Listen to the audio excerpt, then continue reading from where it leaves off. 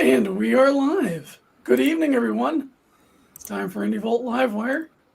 We got a really stunning show tonight, I think. Yeah, it's going to be How you doing, boss man? I'm hanging in there. I will, and I'll continue to do so until morale around here improves. All right. Yeah, happy to be here. Yeah, I'm going to hit the intro, and we'll come back, and we'll get into those questions you've got from Indie Volt Radio, get some discussion going, and take a look at a couple of campaigns. All right. And you, sir, are you waiting to receive my limp penis? Now, get your hands off me.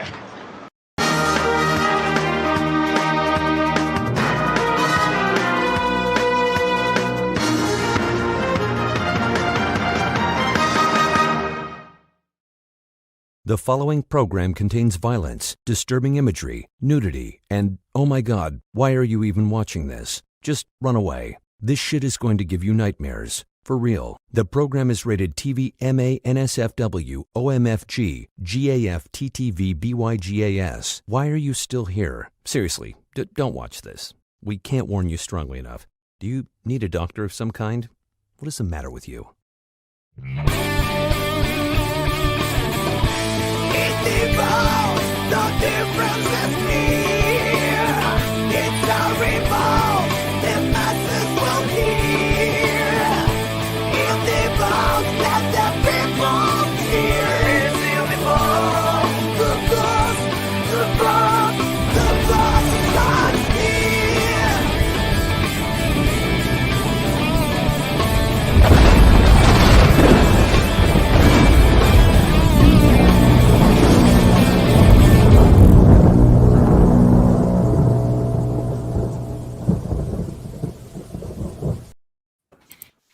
Yes. It's Tuesday. You know what that means? It means it's time for Indie Volt Livewire. I'm your host, as well as the founder of Indie Volt Media, LLC, Varian Grant. Been making comics for a very, very long time, and they can't get rid of me. Aha! Joined as always by the beautiful Indie Princess. Hello, ma'am. Hey guys, yeah, quick update. I still have COVID. It sucks, but I am here tonight. I'm gonna try to stay here. Notice she's got COVID, but in her hand is a huge vape. You still vaping? That's I right. still am vaping. I am not giving away. Damn it, COVID took away everything else from me. I'm not getting rid of my vape. She's like, COVID took away my breathing, so I'm gonna help it. And as far as my campaign, everything is ordered. I am just waiting to receive it, so I get it to you guys. Sweet. Pops is live in the chat with some medical advice. Good to see you, Lola. Get rid of that effing vape. He has prescription. Smoke a blunt. I've been using edibles and they're not working for me right now. See, I told And now you. we have Eric, Dread Dinosaur, here with us. Good evening, everyone. Yeah, my name is Eric, Dreaded Dinosaur. Dreaded Dinosaur Man on Webtoon. I do wrestling art and wrestling comics, working on British Bulldog book, American Bliss for Genuine Comics, whole bunch of stuff. Happy to be here in the riding shotgun tonight, as our dearly beloved hosts are a little ill, but they're here anyway. They're troopers. That's right. And it wouldn't be a true Indie Volt Livewire episode if we didn't have someone completely new to the channel. Jason, how you doing? Thanks for coming here. Thank you. I'm doing great. Thanks for having me. My name's Jason Michalski. I'm a comic book writer. I'm here to plug my second book, Northern Blood, which is currently live on Indiegogo. So thanks for having me, and thanks for giving me the opportunity to show everybody our work. Yeah, absolutely. I stumbled upon him on Twitter and checked out the link, and the book looks damn good. I can't wait to get into it.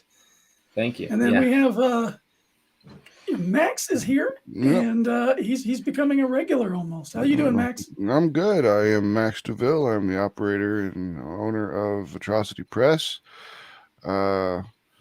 We publish books and we write our own books sometimes. Currently, we just finished crowdfunding Human Hunters, which crowdfunded successfully at 4,700%. So, Nice. yeah. So we're 470%, excuse me. 4,700% would have been great. But 470%. You don't have a live campaign going now, as I understand it. But what is next? You've got this one done, wrapped up. You're getting ready to fulfill it, correct? Mm-hmm. So what's going to be the next one? You're going to go back to Mary Machine Gun? Or you have something else in the works? We've got 3 comics being created right now. We've got Mary Machine Gun issue 3, which Fernando's doing. He's on page 15. Then Human Hunters issue number 2. We're on page 10. And then we've got Teenage Ninja Bimbos versus Zombies from Deep Space.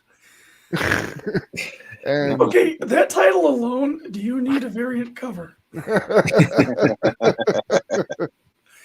we might, but I definitely. I'll give you a severe discount on my skill set because that title sounds intellectually stimulating. Exactly. That was the whole point. Everyone's like, "What's it about?" I'm like, "Just look at the title."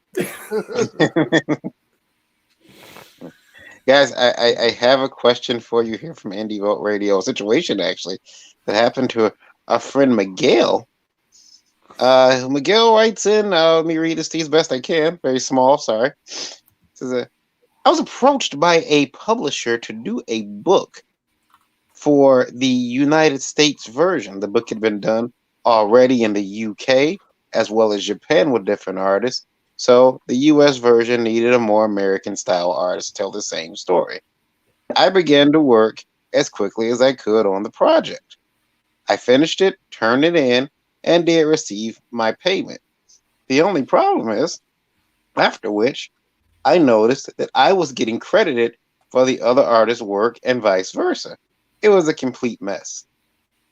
But now, that comic has been solicited for film in the UK, and I won't get any royalties from it because it is based off the UK version of the comic and not the American version. At least that's what his publisher tells him. Guys, have you ever heard of that? Someone changing the art per city, I mean, well, per country. I get it if there were some localization situations, like Yeah, I mean, I understand some localization stuff, but I mean, I've never heard of redoing art. It just seems like an extra expense that doesn't need to be taken on. Yeah, this throws up some red flags. I'm thinking they're looking for a creative way to cut this person out entirely.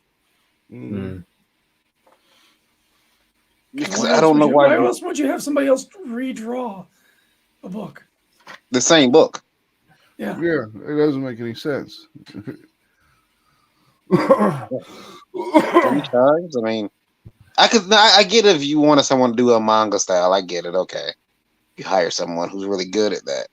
But the same story? 3? I don't know. Yeah, you're probably not going to get any money from it, Miguel.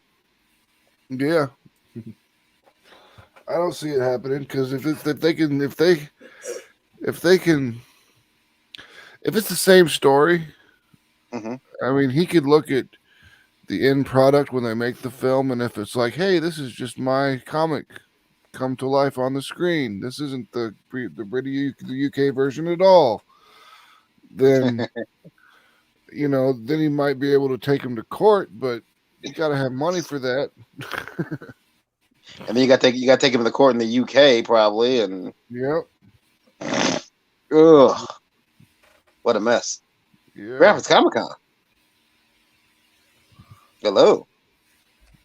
Sim in the chat. What's up? Yeah, I don't know how much more we can add to this because it just seems like some sort of foul play. And, things we don't know, did this person have a written contract that states in their contract, what they get from whatever deals get I mean, published he or mentioned signed? he mentioned he was paid for his work. Okay. He's just not getting anything extra. All right. So this is a work for hire thing. Yeah. So this person didn't create this IP. They just illustrated this book. Right. For whatever reason, the team in charge of it decided, hey, we're just going to get somebody else. That's happened with a few other comics, I think, too, in our circles, where for some reason they've had to completely get a brand new art team. But for me, my off the hip, I think this is just them saying they don't like this person and just finding a way to shut them out. Yeah, it seems like definitely a way to.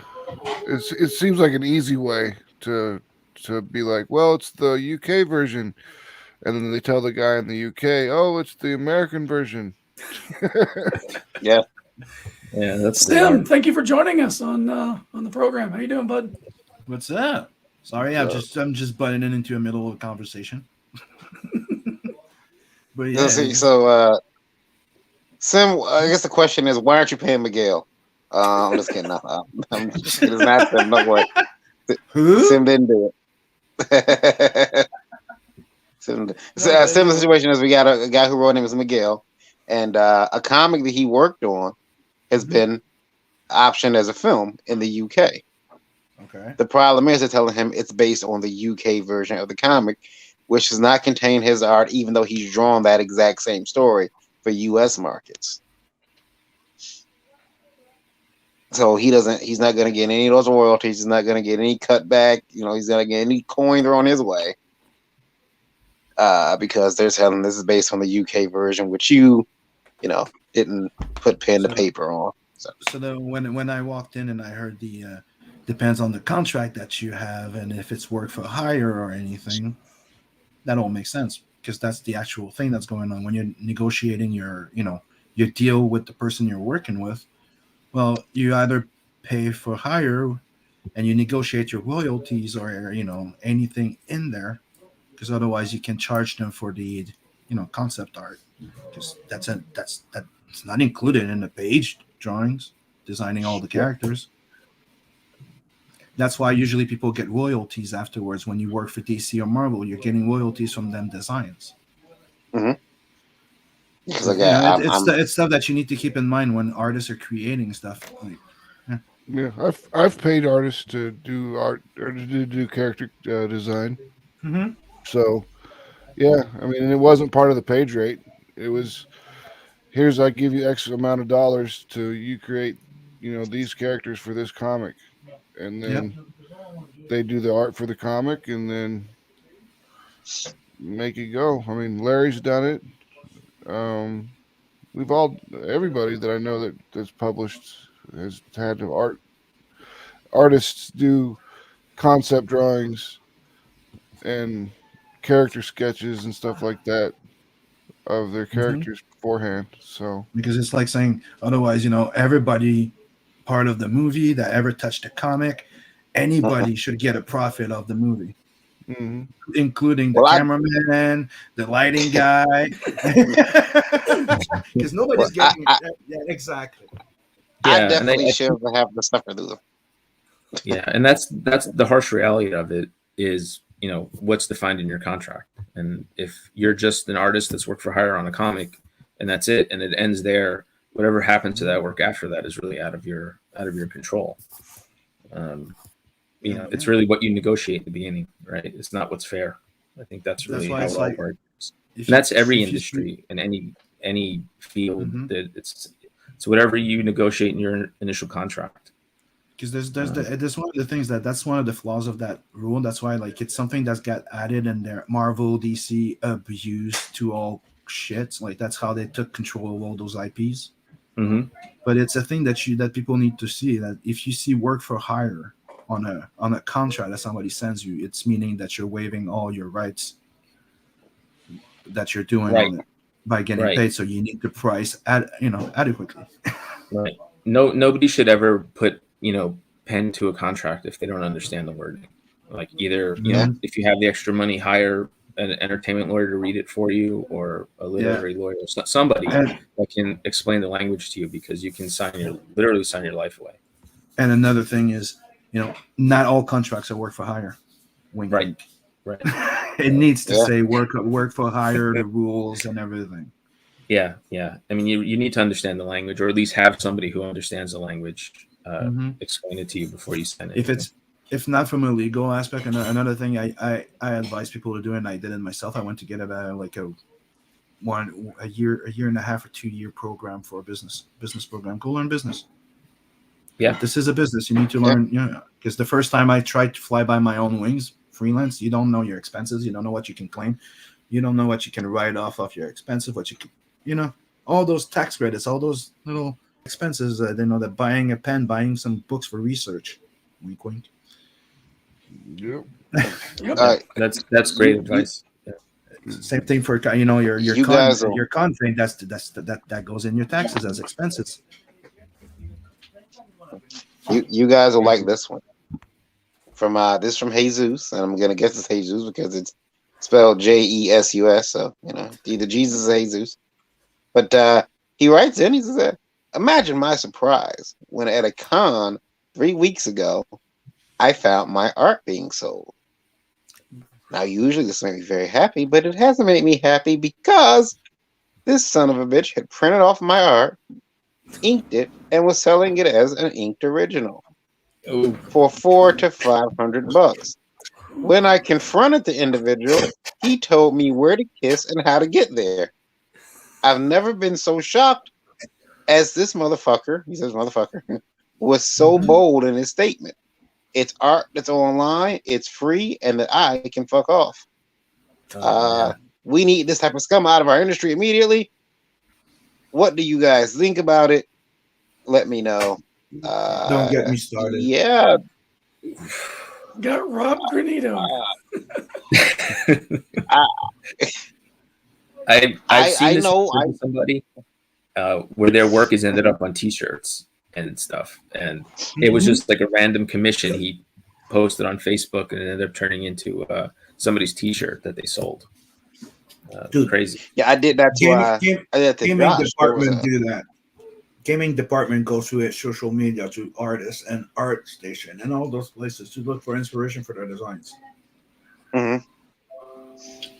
Yeah, I found an image. It was a Nightmare Before Christmas, but it was Batman inspired, and I'm like, wow, this looks a lot like Josh Lyman's art, because I was actually gonna buy it for Lola. It was a button-up shirt.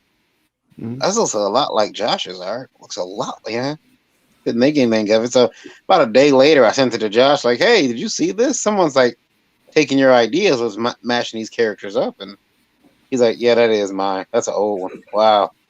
Thanks. And so, wait a minute. I haven't ordered it yet. Don't shut it down. I need this is how you know you. I have the print, so I'm not that worried. Yeah, when this stuff happens, I'll never forget. I was in Fanboy Expo pre-COVID. This guy runs up to me, grinning ear to ear. It's like, dude, I love your work. I got your shirt. He's wearing the jankiest, like knockoff of my Ric Flair wrestling artwork, the Fantastic 429, the First Inhumans cover. Yeah, I just humored the guy. I told him I thanked him for liking my stuff and tried to encourage him to get some more, because I didn't want to break his heart, But it's just so it looked like this was like iron-on transfer paper from Walmart that made this shirt. Oh. You took a picture of it. Yeah, took a picture of that. Didn't he have signatures? I don't think so. I think it was just the shirt. Okay. But yeah, that's happened with my wrestling stuff quite a bit. I'll find somebody sent me a link from it wasn't TeePublic, it was another one of those T-shirt sites, and they had a bunch of my stuff up on there, and I did the whole cease and desist, thing, and we got that taken down. And then there was another one that was some website selling framed art out of God knows where, and it was my Hulk Hogan one. So This is you're never going to. Hurting cats is easier than preventing this from happening. But what do you say when you go to a con and you see someone sitting there and they're selling your artwork? They've inked it though, and they're calling. If you think you can take the guy, just go for it. Yeah, flip the table. Yeah. Oops, my coffee. Oh crap. I mean, like if I ask Sim right now, hey man, I want to practice some inking, could you send me some, digital pencils? He'll send them over. He doesn't expect me to go print those out 11 by 17, physically ink them, and then take them to the show and sell them as original art, because people are going to think that that's their art that's appearing in that book. Mm-hmm. Exactly. Someone's going to buy that and be like, hey, this isn't. And there's way too many people doing that, Yeah.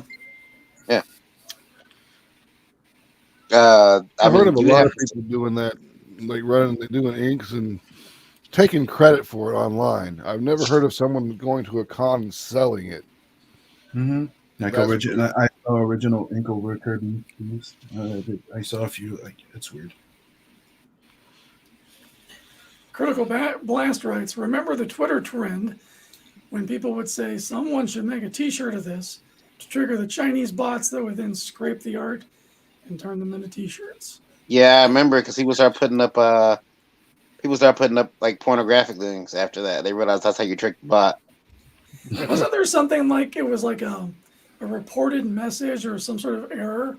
And they did it, and then the shirt came up with the error on it or something. Yeah, and they also started their own Disney stuff in there, which is quick to get the mouse involved. Like, what? Yeah. Who's making shirts for what now? We'll come take that down. Don't you worry about it. And one last one from Indie Volt Radio for now, and this one comes from Tallery. Tallery says, yeah, guys, it is time to figure out some type of universal rating system. I do love supporting indie comics, but with no type of advanced warning system, I find that I have to read the books before I give them to my 11-year-old son to consume. He's a pretty mature 11-year-old, but there are some things in these stories that I don't feel comfortable with him reading yet. I like the fact that you mentioned it. Can I show you something quickly? Sure. Yeah, if people say they missed that, it's look at my Second Chance campaign for a second. Okay. I think it's pretty clear, right? And right there around it says extreme violence, explicit language, plus nudity, plus dark humor, plus sex, drugs, and metal, because I like heavy metal more than rock, equals not for wussies. Yeah. R. So I mean, you but like for you, because for me, like our rating was, and our rating used to be heavier when I was a kid. Yeah. Like for some reason, like RoboCop was an R, and I don't know if people realize how bloody RoboCop was. That movie was violent. Jaws was a rated R movie when it came out. Mm-hmm. Same thing with what was Desperado, I think. You should be covering yourself. You should be covering yourself with I guess R. You should be fine. I'm looking in the chat. I think someone said Variant is right. I agree. I'm always right though. Godfo says Variant is right. It would be nice if more indie authors rated their content. I don't want to buy something for my nephews that their mom is going to kill me over. Well, now we're going back to the PMRC in the 80s. Okay, now we want to put an explicit content sticker on comic books. We could go back to the Comics Code Authority. Yeah. What about the video game R ratings? before M now? Isn't it R before M? Like it's like 16 plus, and then mature it's 18 plus, meaning you can get something like that. Yeah, you can get porn at that point. And the video game, the ESRB. Yeah, that was confusing. Then also the ratings change from like country to country, right? Like certain countries, they're rated R, like maybe RPG 13, maybe rated R there, or vice versa, or something. Yeah, one of my artists was saying that the Deadpool movie was rated for 14-year-olds in Brazil. Yeah. So, and I'm like, that was definitely a rated R film. Yeah. Yep. Well, don't worry. Eventually, everything will be rated C for China says this is okay. It's going to call the CCP code. Yeah, exactly. I saw a headline for a rumor about Venom 2 may not be shown in China because of some interview Tom Hardy did in 2012 that the Chinese government may consider anti-Chinese government, so they may not consider not showing it over there because of something that was said 10 years ago. It's bizarre. Yeah. See, I would think that. Oh, go ahead. I was just going to say, it's great for indie creators like Sim to put their rating up ahead so people can understand. But I want to encourage a reader, don't rely on a rating system to make sure things are safe for your child. Still, pick it up, thumb through it, and make sure for yourself. Yep. There's nothing that nothing in the world is better than a parent reading the material that their child is trying to consume. Ding, ding. And many won't put it because they want more sales. And me, I'd rather not have any issue and people know what they're buying. Yeah. Yep. Totally agree. All right. Do we have any topics tonight? We do have a topic, and it is it's pretty bad. Tell me what you think, Eric. Okay. And this is about printing power. Okay. We've been made aware that certain printers are using other printers to do the work. Because they just don't have the paper, they don't have the time. So or they're sometimes basically that's how they spread their network too. Yeah. Right. So basically, right. So, our writer, a person who wrote in, who wants to remain anonymous, was just a little upset because they had went to a printer to pick up a book when they saw their other book being printed. And they were like, hey, wait a minute, that's mine too. I didn't print you guys. Oh, well, they did. So now he's getting a discount. So I get he's not, or they're getting a discount. He's not getting the discount on it. It's a pretty crappy situation. But I got a question. Does your printer need to be transparent with where your book is being printed? Or does it get the book printed? Is that all you care about? That's not the type of thing that you can control. So, and this kind of goes back to contracts, because when you sign up with a printer, they're going to give you a price. You agree to that price. As long as they hold to that price, then that's the way it is. I was going to say, as long as they hit the price point that we've agreed to, and it's on time, I don't care. Yeah. Critical Blast says, be transparent, because I would not want my books printed in China.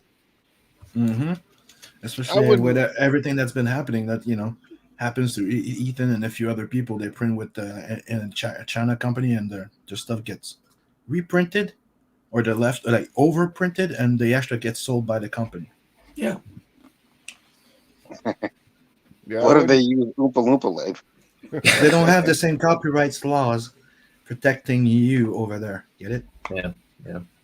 And another thing that some people don't know is everything that's public domain.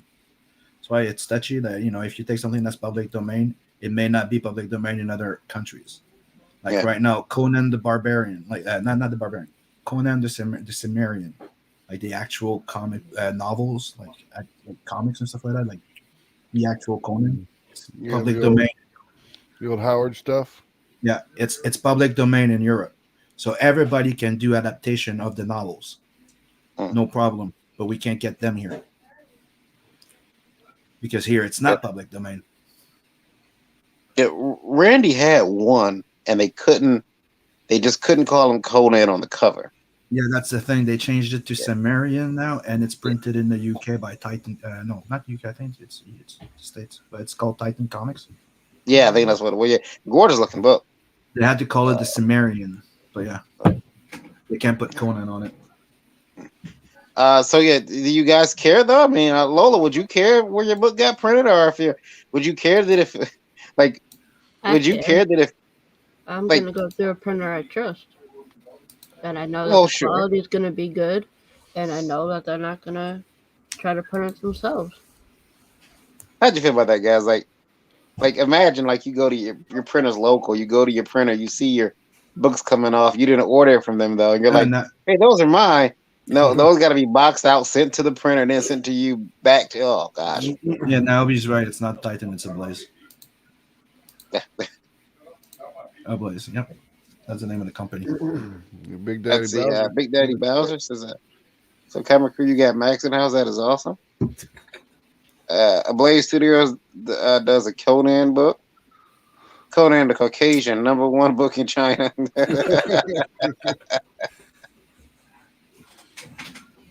That'll be the new chapter. Conan the Caucasian. He has a job, a wife. He works in a corporation. Yeah, 2.5 kids. You know. And he should be. He John should be. Anthony echoes the sentiment. Needs to be exactly what I paid for and agreed to. The quantity and quality. There we go. There's the books. Oh, hey. Yep. You got 260-page per book. Yeah, those are beautiful. And they're different creators every time, so they're pretty amazing. They go from Nice. more cartoony to more realistic, and so on and so forth. The third one's going to be coming out soon. I have a huge collection. I'm dedicated to trying to next child I have, I'm giving a really geek name like Sumerian or something. It's gonna be great. Sorry. All my friends are naming their kids after like things I'm not sure they know what they mean. And I'm like, so I want to do that too. I want to get involved. Sauron, Jared- Harborian, Grant. Yeah. So yeah, John said it needs to be exactly what I paid for or agreed to, the quality and quantity. Rapids Comic Con says, I print for a show, but our printers are located in our town in Washington, Indiana. And then Sumerian, yeah. It'll be Conan the Sumerian. I'll start drawing it. He's gonna be big. He's gonna still be big and chiseled, but he can't use any of his male toxicity to do anything. Speaking of Conan, I just got that in the mail a couple of days ago. Oh, The make that barber. big screen. Conan the barber. Conan the librarian. First Nice. appearance By of Red Chrome Sonja. Church. Nice. That's cool. So that's it for the comments right now, and for the topics and for the radio questions. I do got 2 other radio questions, but I'll figure we can start talking about some of the campaigns we got up there. But the chat is very lively tonight because The chat's off the hook. yeah. See if Microsoft will sponsor you if you name your next kid Xbox V Series. Oh, me, I didn't name my firstborn is named Logan. So yeah, Logan. You call him Logan or you call him Weapon X? Called him a Logan, and his brother's called Nathan. yeah. Nice. All right, just before we get into campaigns, we know a lot of you, you're out there, you're making your comic books. You are going to need to be fulfilling. Max, I know you're down there fulfilling. But you got your gym, because there's a discount for that. Use coupon code 10 for a 10% discount on your Gemini mailers. Not available through any other broadcast. Right here on Indie Volt. Volt 10. That's your coupon code for 10% off. And that is Volt 10, not Votio. Right. You just took it from me, Max. I was going to say that. Yeah, me too. I've been using Voltio to get my. I'm like, who's Voltio? Yeah. Also It's read not like working. Voltron for a second. There's a long story behind that, Sim. Yeah. It involves a 2:00 in the morning powwow, and THC, and COVID. Okay, so migraines in the morning. Got it. Yeah. All right, let's bring up Jason's campaign and get into that. Oh. Guys, how to follow you people without any Princess of accent on Twitter? Are you real? Only Dread Dicer has handle his name. KYD_V on Twitter. KYD_V. You can also look up Indie Volt on Twitter as well. You can find us there. But yeah. Twitter. I mean, yeah, Max, you got off Twitter, right? No, I'm on Twitter. Are you? Yeah, I have. At one point, I thought you. No, I don't use it a whole lot. I use it just to promote the stuff that we're doing.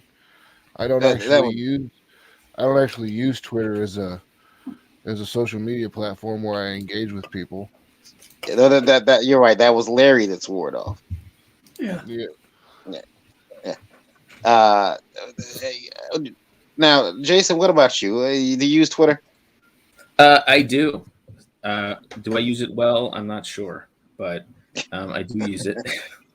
So my handle is pretty much my name. It's JG Michalski NYC. I'll put that in the private chat if you want. That's where I've been spending most of my time. Most of my social media time has been on Twitter. Because just recently I've been meeting a lot of wonderful people who've been supporting us. So, and I always appreciate that. So Twitter's been getting a lot of my attention lately because of that. I found you on Twitter because of your campaign link. I think Twitter's way better to promote than Facebook. Facebook is pretty much crap. Yeah. Unless you use the groups. See, right. I just with Twitter, I've learned not to go in to a conversation by myself. Like, I make sure I look around first and say, "Okay, who's all talking?" Okay, now I'll say something because it's like I'm not gonna be arguing on Twitter. I just refuse. It just yeah. The last person I argued with on Twitter blocked me, and I didn't even argue with him. It was just he took offense with me following someone who referred to him as human garbage, and then tried to seek his Twitter mob on me. But that's okay, Dan Slott. It's okay. You did a good job writing the Spider-Man video game. I'll give you that. Shame you can't do that with the comics. Anyway, your job. So I'm a dick. Eric, you said you had campaigns that get brought up? Yeah, Jason's got his. Eric, and I'm on a laptop, so it's kind of tricky for me to bring something up. Okay. I agree with Jennifer. I don't argue on anything. Not worth it. Not worth my time.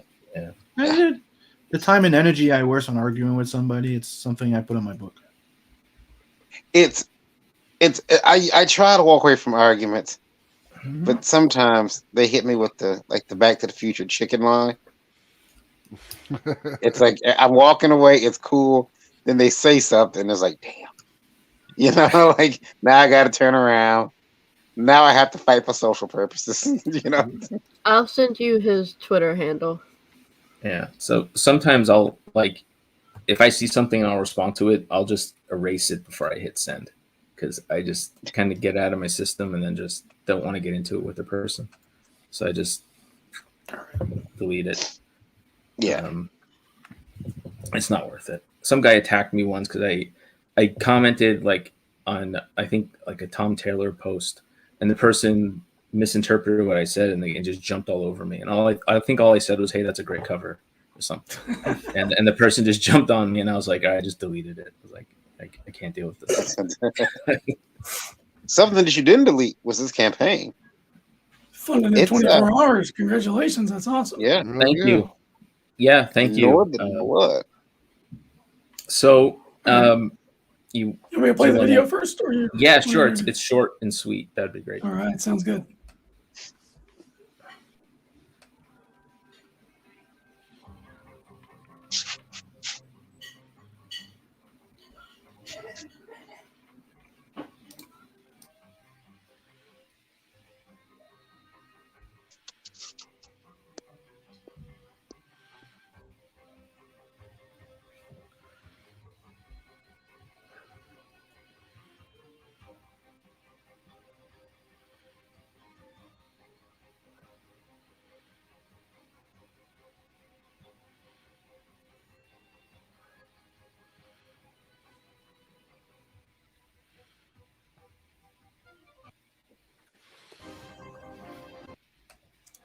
Definitely short and sweet. Yeah, I put that together myself because I didn't really have the resources to create something more in depth. So I kind of just learned how to use Adobe Premiere on the fly and just put it together. Looks good, man. Looks good. So thank you. For our radio listeners who couldn't watch, give us a breakdown. What's Northern Blood about? So Northern Blood is an 80-page black and white graphic novel that's currently on Indiegogo. It's a pretty straightforward action horror thriller comic book where it's set in Nazi-occupied Norway during World War II, and it's about a group of Viking warriors that rise from the dead to massacre the Nazi patrol unit that ransacked their tomb while hunting down an American soldier. A lot of the inspiration for this book, as you can probably, if you can see from the visuals, is a lot of influence I pulled from was like games like Wolfenstein, Elder Scrolls, Skyrim, and Oblivion. But also a lot of 1970s, 1960s war comics, right? Growing up, I was always a big fan of war movies, and especially during the 80s. But I've always gravitated towards like war comics, and I always wanted to do something where I can mash these elements together and kind of create or try to recreate the feel of like a run and gun action story in a comic book, right? And, I think we succeeded. I've really enjoyed working on it so far. My partner, co-creator, and artist, Antonio Rojo, this is our second collaboration. Our first collaboration is a book called Gandhi, the Beast Within, which is currently published by Peony Comics España in Spain. It's only available in Spanish if you're interested in looking it up. So we got together after doing a book tour for our first release last year, and we wanted to do something else, something a little shorter that was a lot of fun, and we can just run with it. And during the pandemic, I had a lot of time at home, so working from home, I sat down and just the idea to finally put this together came together, and I produced the script. I handed it over to Antonio, and he just started working on it. We're about 20 pages in. Roughly the first, I think, 12 or 13 pages are completed and posted in the Indiegogo campaign, so you can read the first 12 pages, get an idea of what the story's like. It doesn't give away too much, but there's some pretty awesome pages in there that I think everybody would like once they see them. We're looking at one now. It's got some great action here. Really great framing too. Yeah, he's wonderful. Antonio does everything. He's the artist. He does the pencils, the inks, the gray tones that you see. He's done the lettering. He does the entire design for the book. The main cover that you see at the top of the campaign was drawn by Antonio, but colored by a fellow named DC Alonso, who is I guess you could say he's a comic book veteran. He's colored comics for, I think, pretty much every major publisher in the comics industry, Marvel, DC, Aftershock, IDW, Dark Horse. He's been everywhere. He's a friend of Antonio's, and he offered to color the cover once he saw the black and white sketches on, I think, Facebook. And he did it, and I saw it, and I was completely blown away by it. I think I'm probably Antonio's biggest fan. So like when I see these pages come in, I just freak out, and I want to show everybody everything. But I'm trying to hold back because we're showing a lot here, but it's just enough, I think, to give you a taste of what's to come, because there's still a lot of crazy action and visuals that happen throughout the book that we haven't even teased yet. As far as our rewards go, we're keeping it pretty simple, and we're also keeping it pretty affordable. You can buy a printed copy of the completed graphic novel for $12 US plus shipping. And the PDF starts at $6. We have a couple of variant covers for the graphic novel. And we also have, if you can scroll down a little bit, we have a holofoil covered sketchbook. There, right there. So this was drawn by Antonio. All over it. I'm sorry? It's got Varian's name all over because he is a sucker for shiny. Oh, I wanted to do the book with this type of cover, but there's limitations to the printing, like the material the cover is made out of can't be folded to accommodate anything more than like 64 pages or so, at least from what I was told. So I couldn't do it for the book. But I love the way the cover came out. So I decided that we're going to create an 8-page sketchbook.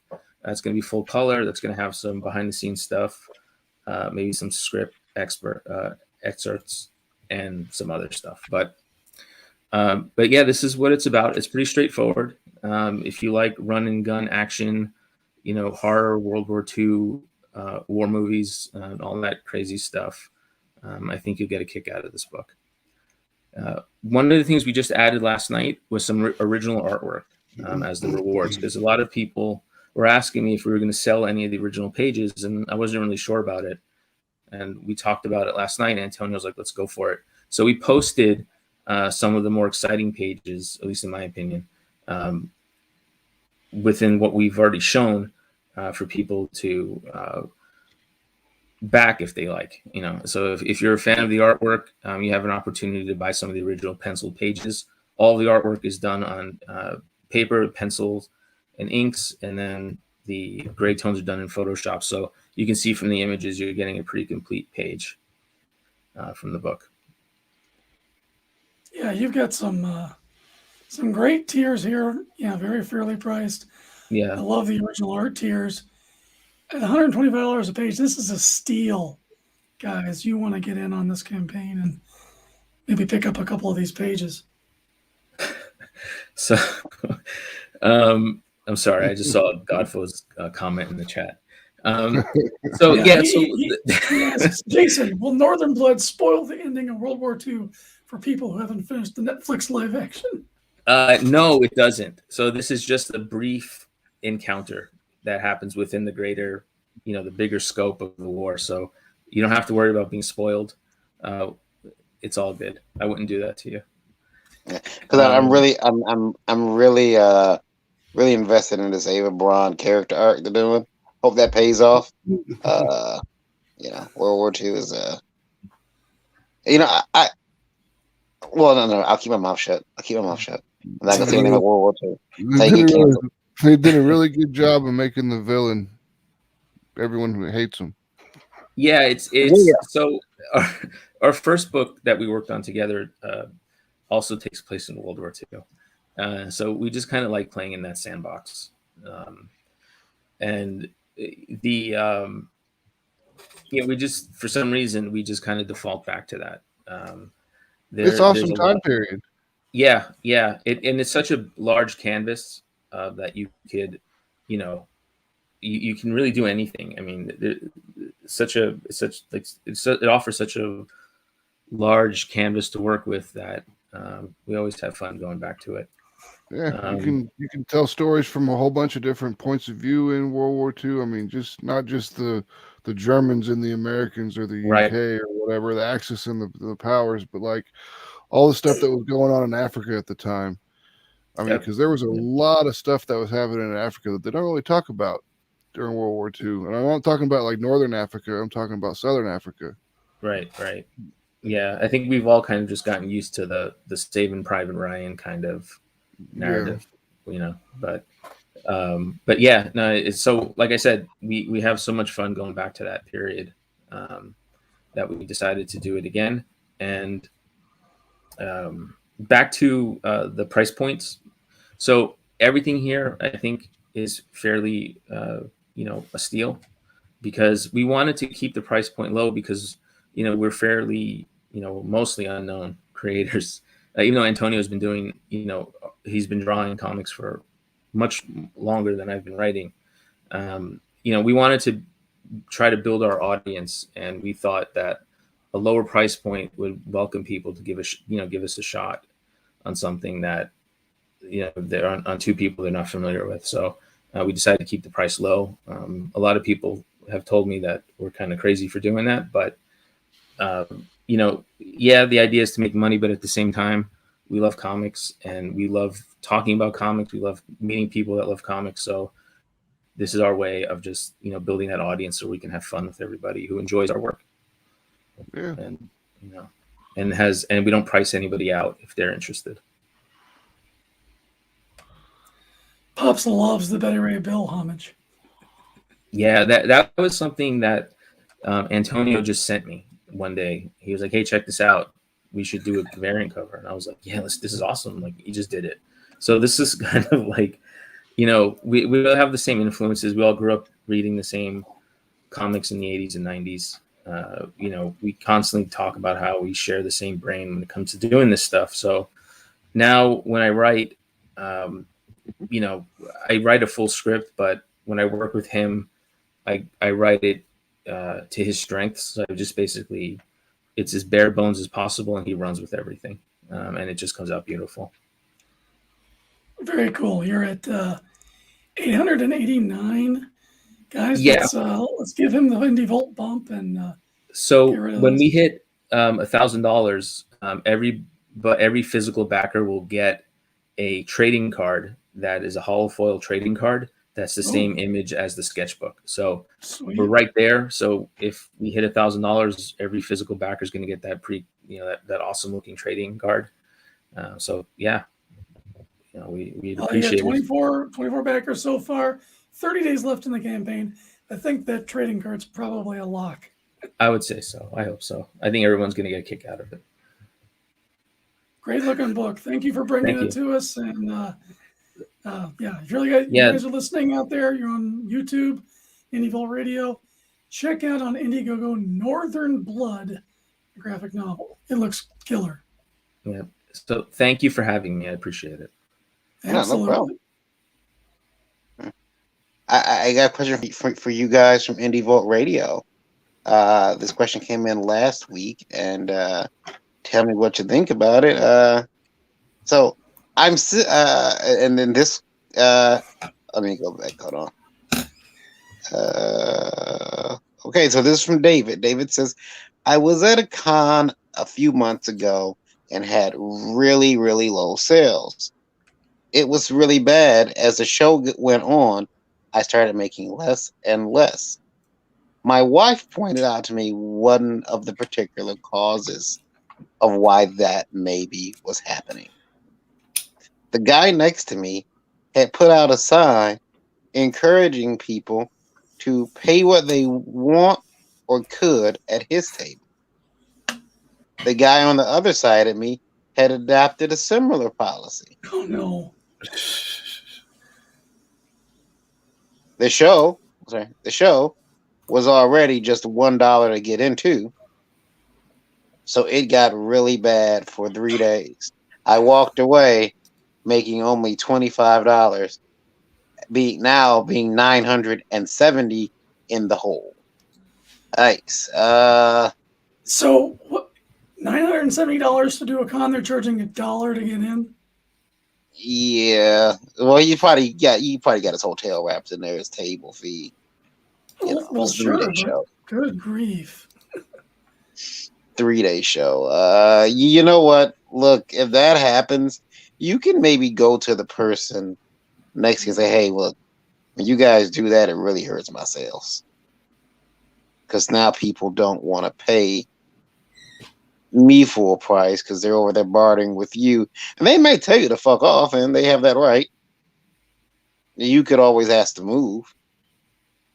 You could bring your concerns up to the promoter to ask that not happen, or they maybe talk to. You can't stop people from selling their stuff at a price, though. I mean, otherwise. No, I think this person making a profit at this show, those two desperate people doing that whole pay what you can afford thing, I don't think that was a huge contributing factor. Probably helped a little bit, but if you're, and don't be a carnival barker, but just be a person with other people. Talk to them, create a connection, and you'll make the sales. Mm-hmm. Those other approaches, that just seems like a hands-off, kind of maybe out of pity, or maybe it's a charity thing for these people. I've seen it at other shows, and you know what?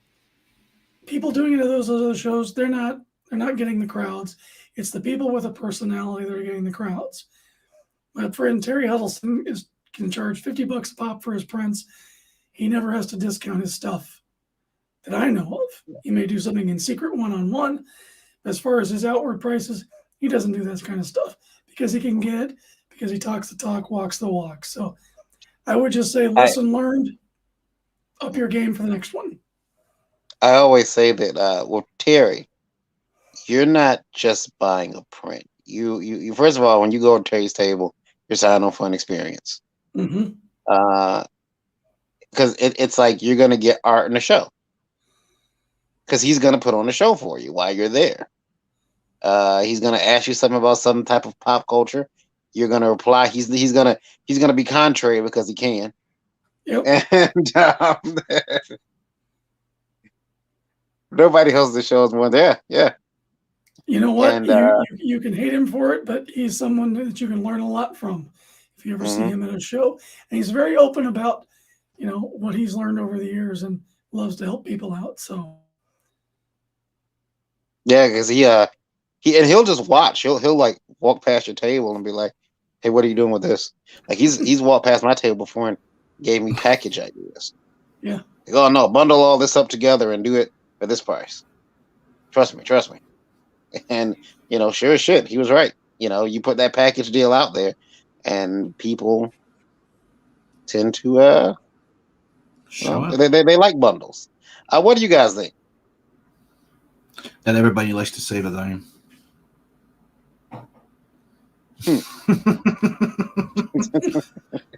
Well, it's true. It's the main thing that every businesses are using. It's called pressure sell. Oh, you know that it's gonna go up in the last 10 minutes. Amazon lives on it. Here's a little 10-cent discount, and sometimes that's the thing that goes, "Oh, I'll take it." I mean, if you got somebody hemming and hawing at your table, you might as well toss them a bone and say, "Look, I know you like this. I want to give it to you. How about for this? Or how about, you know what? If you get this, I'll throw this in right now." Well, if you buy that for that much, I'll give you free shipping. There you go. I mean, that's one of the things that I'm putting on my website that I'm working on right now. That and a royalty token, meaning you subscribe to the thing, and if you buy, you get points, and when you reach a certain amount of points, you get a $5 discount on the purchase. Cool. You gotta build in those incentives for people to keep coming. Now this next one, Max is gonna love it. Max is going to love it. He's gonna love it. Max isn't here right now. He had to go take care of something. Oh, did he? Okay. Well, we will. Well, let me give a quick update then. I'll wait for him to get back because he's gonna love this one. But let's see here. So real quick update though on people that have associated with Indie Volt. Luke Stone. Shout out to Luke, doing much better. Actually, seeing Luke text today, which was like wow. It's like months of nothing, and then he's texting again. So that's always a positive sign. And he acted like nothing happened. Yeah, he's like casual. Yeah. It's like I spoke to Randy. I spoke to Randy Zimmerman on the phone briefly a couple days ago. Sounds really good. He's in good spirits. He says he got stories. He says, buddy, I've got stories, and I know we're gonna hear them all. He's still got a couple days left in rehab. He's got a swallow test coming up this week. So we're gonna keep our fingers crossed, keep our prayers going up for Randy. But everybody seems to be doing well. So let's keep that going. This one though, from Indie Volt Radio, and I have to fill Max in when he comes back. All right. And this is from Edwin, which I have a brother named Edwin. So Edwin has a comic of a superhero called Purple Haze. You can guess the character's abilities. She is a weed-based character. It says, I would like for my character and my book to smell like marijuana, but I'm having a hard time finding a printer willing to do it. I've thought about all types of things. Maybe leaving the comics in a grow house for a month to see if they'll pick up the smell. How can I replicate the marijuana smell into the comic. I desperately feel like this will enhance things. He came back. I'm pretty sure you can look on the web and Yep. find one of those amp Max heard weed. sprays. Yeah, yeah. I'm pretty sure there's that. Yeah. Yeah. I like the old scratch and sniff sneakers back in the day. How do you make your book smell like reefer? Yeah. Yeah. Put it in a bag with some reefer and leave it sit there. Yeah. The paper will soak up the humidity in the marijuana, and it'll make it smell like pot. If you ever really smoke one, you know that hot boxing is the thing. You can polybag it with some weed in it, so it's always sealed. Now So that's it's sealed. illegal. It's not. That's its borders.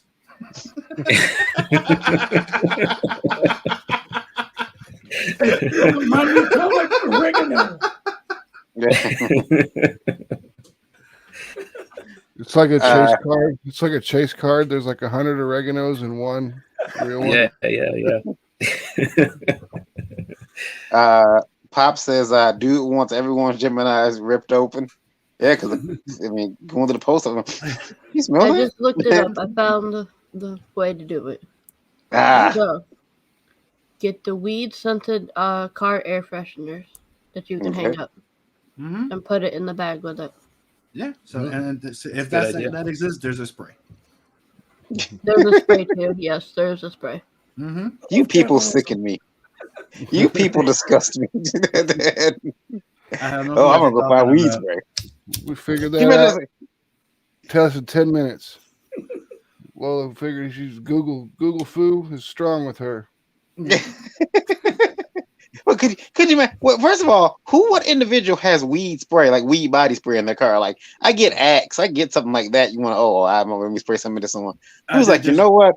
Come on, you know, there's everything for everybody. If that it exists because there's people doing it. Like, I think it's ridiculous because usually you want to take the smell away, not implement it.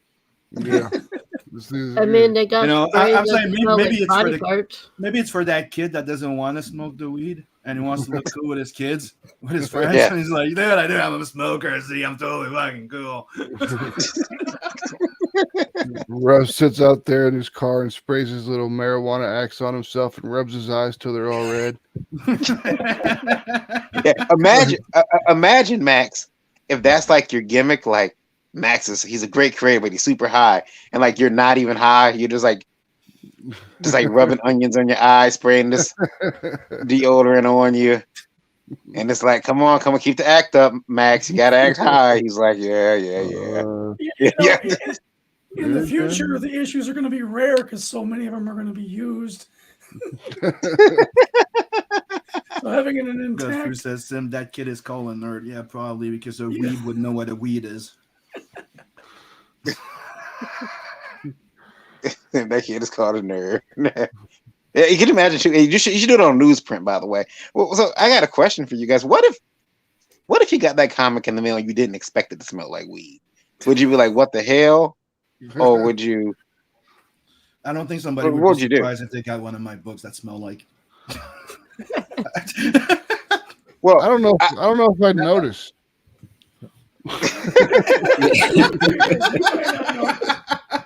I'd just grab it and be smells like, good. damn, someone needs to do their shirt laundry. You know, as a comic book nerd for so many years of my life, whenever I get a new book or even an old book from eBay, I always smell the damn thing. So it's gonna happen. If it's gonna happen, it's going to happen because we all do that, don't we? We all just you smell the printing. You just it's just a thing with us. Yeah, that's you'd be like, whoa, that's why somebody one made a joke on the stream that you could sprinkle something in that crack there. Make sure that you're returning customers. Book is highly addictive. Max said, Godfo says Max is so high he mails his own comic to himself. I do what I can. And then Pop says, I think there was a sample inside. Then he pissed if there wasn't. Oh yeah, I mean, where's the thing at the bottom of the box? What the fuck is this? there was a comic called The Gift back in the day, and it was a weed-based superhero. She was like an Hispanic girl, and she turned like a cloud of weed smoke, and probably can't do that shit today. Probably not. Like some guys bust up in the trap house, shot the trap house up, and she got the powers, and it was like she could turn the weed smoke. It was really cool, but you probably can't do that shit today. They'd be like, "What? You want to turn who into a what?" You can't. Like the weed wouldn't be a problem. Yeah, the weed's not the problem. It's the fact that it's the Mexican. Yeah. It's like you can't do that, sir. Hey, I'll just make it. You know what I'll do? I'll just make it a fat black disabled guy. Then there we go. You can't do that either. He's kind of. This guy in the new American shop. Yeah, that character. Indie Volt Radio question for you guys, and this comes from Kyle. Okay. And Kyle says, and it's okay. I really want to make comics. I'm a senior in college, but my dad said there is absolutely no money in it. We spend about 3 hours a day watching streams, and nobody is really giving up dollar amounts of how much they're making. It's like a closely guarded secret. I understand being discreet about how much you're making, but it seems like feast or famine with comics. Could you guys explain? Well, Kyle, nobody makes the same amount for one. Depends on what you're talking about when you're saying you want to be a comic creator. Do you want to be an artist? Do you want to be a writer? Do you want to be a producer? What do you want to do? Right. Because a lot of it is work for hire these days. I mean, if you're a writer, you're basically going to be the one paying for the art. I mean, that's really the way it comes down to it. That's true. And like Manny said, it's not often that a writer gets paid to write, which kind of sucks. Many artists will tell you also that you have to really love comics to want to be thriving in comics, because otherwise, if it's easy money that you want out of art, well, there's a way you can make way more money doing a storyboard or other things. There's a very good. That if you do it, don't be like this kid. Yeah. For those on the Indie Volt Radio, we're looking at a meme here that I found. Kid trying to really climb the steps widely, and he's drawing really good pictures as step number one. He's stepping over paneling, composition, fleshing out the plot, writing, to making a whole ass comic. I saw that today. A whole ass comic. That was hilarious. That's why I don't understand how some people can go through, and artists can do a comic without even having read it written. They just kind of write it as they go. You're talking about Varian there. Yeah, I'm the same way, dude. I'm trying to write a script right now for myself, to train myself, because I want to hire other people to tell some of my stories, and it's a slog, because the way I normally do things is I see the images in my head, and then I just do all the dialogue and word balloons later. So, yeah. Yeah, I can't draw, so I have to write. You could still draw the layouts and hand over the roughs as your script, and the artist can take it from there, right? Yeah. It's funny you mentioned that, Jason. That's the next question from Indie Volt Radio. Because I believe Jim Shooter, you started out doing that. He would write his comics, he would actually draw them out and then send that into DC, for Legion of Superheroes, and then they would redraw what he sends in. I think that's how he explained it. But go ahead. I'm sorry. I didn't mean to interrupt you. No. This is a good one, and I'm glad you mentioned that, because Indie Volt Radio, we got an email from Dillard, and Dillard is an artist, and he says a lot of abrasive language in here, so maybe put the children away. So Dillard says, who the fuck do writers or non-talented motherfuckers think they are sending in samples of what they want a character to look like? If you pay me to design a character, don't send me references. Don't send me examples. You're asking me to open up my mind's eye to produce a unique concept. Whoa, The whoa, same whoa, goes whoa, with whoa, whoa, paneling. whoa, whoa. Your name is Varian, not Diva. Wow. I'm reading Dude, Dillard's question. I'm sorry, but when somebody hires you to I want I want I don't know, Superman, and I have a specific idea of what the character I want him to look like. I want him to have a long cape, right, and pointy ears like a bat. Don't you go arguing with me. I it's like that guy. I want that. You design it. You make it happen. Your job as a designer is to me. I give you ideas. Look, I want something that looks a bit like this, with maybe this and that. And that, as a designer, your job is to make it work. Mm-hmm. But Dillard here, let me finish. So, Dillard here doesn't like the idea that you send him stuff like that. He doesn't like that you send him layouts, page layouts. He doesn't like the fact that you send him character reference. Page layouts. Yeah, he doesn't like page layouts or character reference. Character design reference. That's interesting because I've worked with a lot of artists, and most of them have asked for references as far as characters go. But that could just be my failure in the description of the script. But they've asked for photos for character references, to kind of nail down what I was looking for. Mm-hmm. But most of those relationships were kind of work for hire. So they were like, you're paying me, you tell me what you want, and I'll draw it. Other artists that I've worked with that were more of a 50-50 split, like with Northern Blood. All the design work is left up to Antonio. I don't even suggest, because that's his arena. But I can kind of get his point about don't tell me what to draw. But depending on the situation, like Sim said, if you're being hired as a designer, you kind of need to take your cues from the people that are cutting the check. And again, that's another kind of harsh reality of business. That's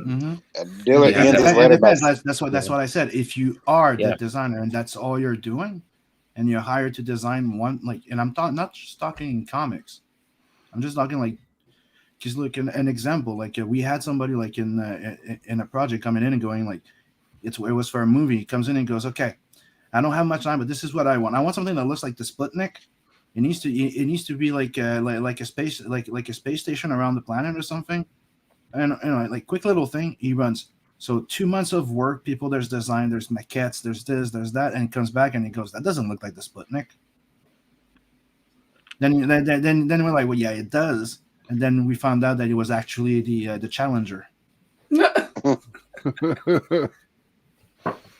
mean, that's that aspect of reference, not going it needs to be exactly like this, but change the buckle. That's totally freaking stupid. He needs to look exactly like this. That's totally stupid. I'm just saying, reference-wise, hey, I want something to look like the Indians back then, but a bit more like this than what we usually do. That's what I mean. Yeah. Joe says, LMAO, does he not understand that he works for the client and not the other way around?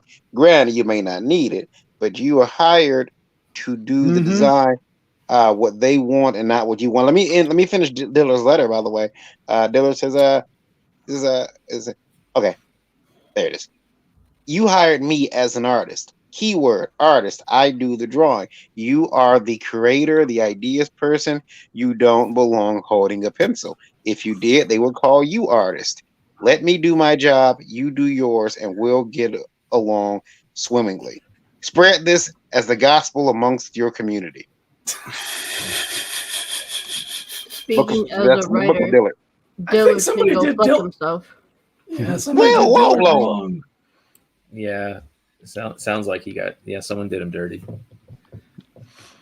I wonder what happened in the past. Yeah. There's a story there somewhere. Huh? Where did that client touch you? Show us. Yeah. I know from my own experience working with Dave Brink of Genuine Comics, we had a spot in the comic script where he didn't have a design fleshed out yet for something. And Dave's creations are great. I love the stuff he's come up with. For me, I think he's capturing the spirit and the energy of like vintage Silver Age, Bronze Age Marvel with his character designs. So I just kind of did silhouettes of these characters and just let it set until he got those designs. And what he sent me is like, hey, this is kind of what I have in mind. I didn't draw the back. You can handle that right, and just go with it. And I love that. That's for me as an artist. I want to do these pages in as timely a manner as I can, and so the less thinking I have to do, the quicker they're going to get done. And since he's got the designs already set for pretty much everything, it just makes it so much easier. Now I just worry about the composition, worry about the the line quality and all that, not the whole design process. Mm-hmm. Daffo says, I give all my ideas to my artist, but then let him have vetoing power over the final decisions because I trust his eyes over mine in regards to layout and flow. That's very good because, when editing movies, like even watching movies, you ever seen like they repeat a scene in a movie twice? Yep. And you're like, within 5 seconds, you're like, we just seen that scene. Yeah, I was noticing that the other day when I was watching a sword fight on TV. And I was like, they just used the same footage just 20 seconds ago. Right. And when it comes to comics, right, the artist is the visual storyteller. So you need to trust that the artist you're working with can tell that story visually. So the writer shouldn't really interfere at that level of telling them. Go ahead. Telling the artist how to lay out a page. I mean, writers most of the time aren't visual thinkers, right? Like when we're writing a page, we're not really thinking visually. So sometimes what we write may not make sense visually when the artist has to lay it down. So the visual storyteller, usually improve on what the writer is written in the script as far as the way the scene flows or something. And so like if you have that relationship where the artist is going to take it to a new level, inject their own storytelling into it, that's best of both worlds, right? I think that trust needs to work on both ways on that one. Yeah, absolutely. Because you need to trust the writer to also bring his point sometimes. Because I think like the best scene, the way to put that scene is that, and he goes, but don't be afraid to exploit your point. That's what I mean. Because he could go, but the highlight's supposed to be this, and you put it all the way in the back.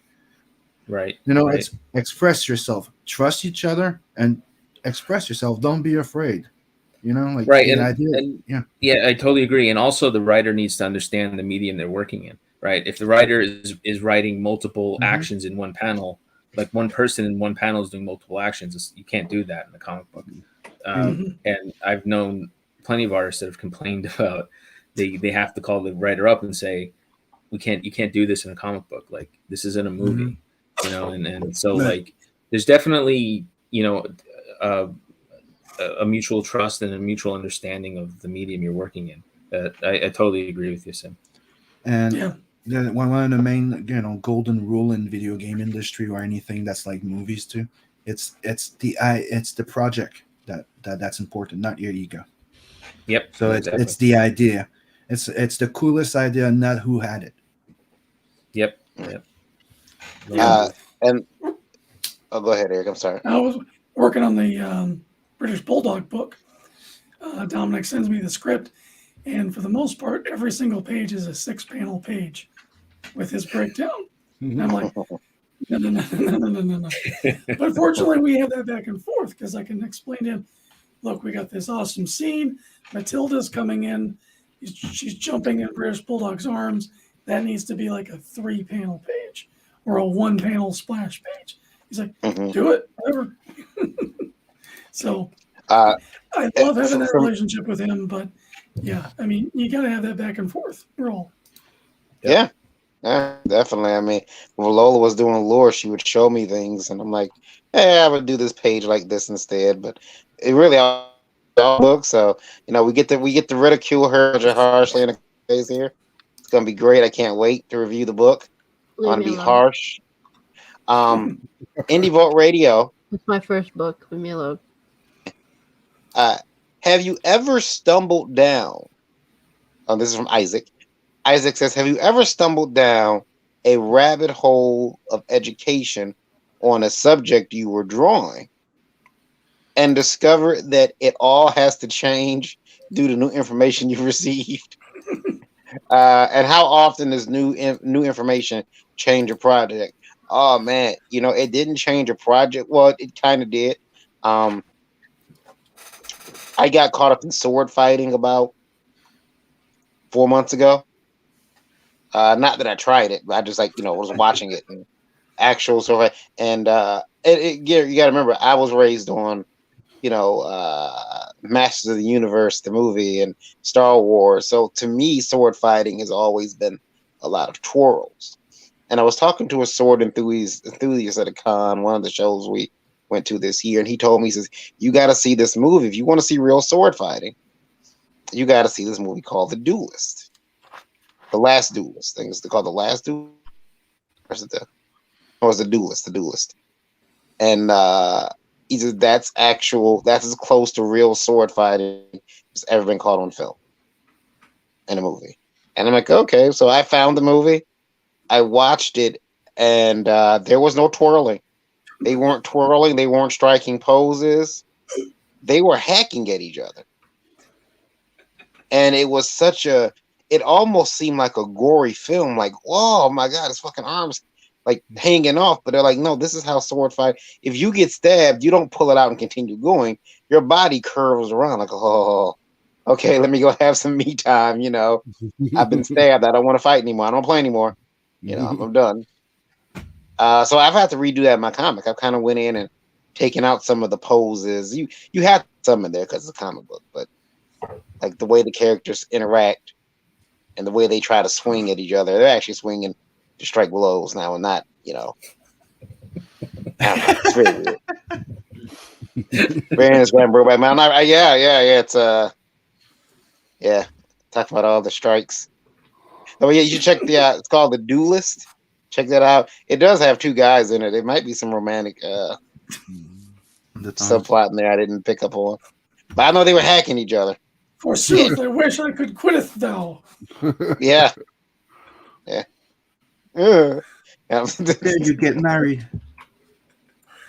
How about you guys? Anything you ever done that made you go back and redo your book? Or elements of your book? Not my book, but my photography work. I do it all the time now, especially with being in school. They teach me different tricks and stuff, and I tweak my photos now because of that. So, Jason, with your book, did you do any extra research into World War II and did you have to do a lot of that? Yeah, not too much, because we kind of, it's mainly like there's some of the locations are real. The timing is, within, it's realish, and it's fantasy. So, we did some, research on the weapons and the uniforms and all that stuff to make sure everything looks right. But, that's about the extent of it. We didn't go too deep into it like that. So we're just really, having fun with it. Most of the research, visually is the artist. But, I made sure that if we were going to use certain weapons that I gave him references for what the machine gun should be, the rifles and all that stuff. And then he would take it from there. But, I just made sure the locations were real-ish and the time is real-ish. So, so can I answer that? How many undead, how many magic undead Vikings? There's a lot. Actually, there was a lot. I would say there's probably a few hundred, at least. At least. Well, yeah. They've Vikings that have been dying over the centuries that were buried, right? So it adds up after a while. Makes sense. So all the dead Vikings came back. Nice. So, Eric, are there any Vikings in Dread Dinosaur Man? No, because that's on a different planet. Yeah, there should be Vikings though. There could be space Vikings. Look at Thor. absolutely. We'll have some space pirates come up in a little while. Okay. We got Space Vikings Nazis. and Mary Machine Gun. You do? Yeah. Einar's a Viking. Awesome. Yeah. You know, Well, I I need to make remember some character. I remember someone brought me a picture. Said, "Varian, look at this. It's this whole story. It's a book. It's about Black Vikings." And I'm like, I felt bad. I looked at it. I said, I'm gonna read it. And I looked at the person. I looked back at the book. I looked at the person again. They said, "What's wrong?" And I said, "Man, white man can't have shit. He just can't. He just can't have nothing without his take." That's fine. I'll take Vikings. We're Vikings too, damn it. I don't believe the book. Let me tell you right now, because I'm sick, and I said, "Oh, maybe some fresh shipping would feel better." And then I looked at the temperature, and it said it was 22 degrees outside my house, and I said, "Nah, I'm not going out there." And I knew I can come back in. You think you gonna get me on a boat? Surrounded by water in the cold all year round, and I can't. Yeah, right. Nope, not happening. Not happening. There's your new book, Eric. Varian, the Reluctant Viking. He doesn't want to do any Viking shit. He's like, this is stupid. What do you mean? I gotta. What do you mean? I gotta pull a fish out to sea? It's frozen. Having fish sticks tonight, boys. Now you just sit back and smoke weed and drink beer. I don't even know. Well, yeah, they whatever they have. They're probably just doing straight lines of coke. I imagine Viking boats were like the worst strip club you could ever go into. It's just this debauchery and everything's everywhere. The minute you get on the boat, you're like, yeah, this isn't a good place to be. This is like the sea version of a trap house. Sim, Yes. you don't have a campaign. Yeah, I Is there do. a second chance one? Yeah, pull it I up. actually have technically 2 campaigns. Ooh. Well, bring them up and Hold on a let's second. go through them. Varian the Viking versus Conan the Caucasian. Yeah, there we go. And Conan Caucasian, he's just been cut throughout his entire life, poor guy. So, as you can see here, there's a second chance campaign in case you missed the first one, because since I'm international and I do bulk shipment to reduce shipping for my U.S. friends, I close my campaign as soon as I'm ready to go to print. So I closed it, and for the people that like to come in when the book is ready, done, well, here's a second chance campaign. And that campaign has its own perks, because the people that came in the beginning, they had an exclusive cover. They had access to one cover, second cover. Plus, they had a whole bunch of freebies like 6 stickers, sketch cards. It was worth way more than $25. But that on the second chance, you just get the book, but we have the chance to unlock extras. But on that one, the way I did it is I have 2 variant covers. So first, I'll play that new re-edited video trailer, if you don't mind. Is that a yes? Yeah. Yeah,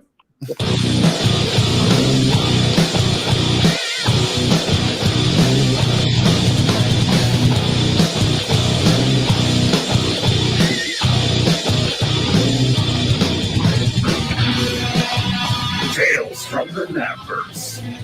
This ongoing anthology collects short stories introducing characters within the Napverse, and are all connected to the main series, Nat the Merc.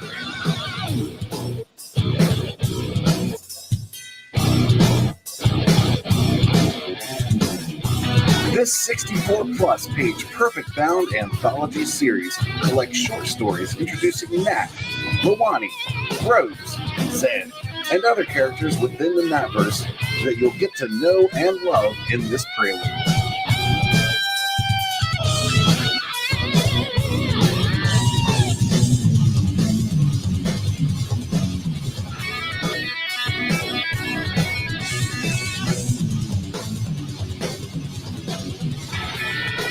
This volume contains 2 previously published Nat stories, as well as the previously published Helena Rose stories, introducing you to those characters.